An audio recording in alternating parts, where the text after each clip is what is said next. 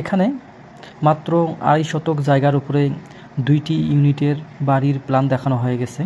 তো প্রতিটি ইউনিটে 2টি বেডরুম, একটি কিচেন রুম এবং একটি কমন ওয়াশরুম।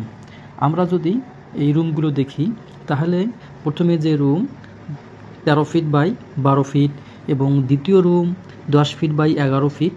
এই 10 ফিট বাই 11 ফিট রুমের ভিতরে সুবিধা পাচ্ছেন আপনি ব্যালকনি, এবং এখানে যে কমন ওয়াশরুম বা টয়লেট সেটার মাপ হচ্ছে 7 ফিট বাই 4 ফিট এবং কিচেন রুম, এই কিচেন রুমের মাপ হচ্ছে 7 ফিট বাই 7 ফিট।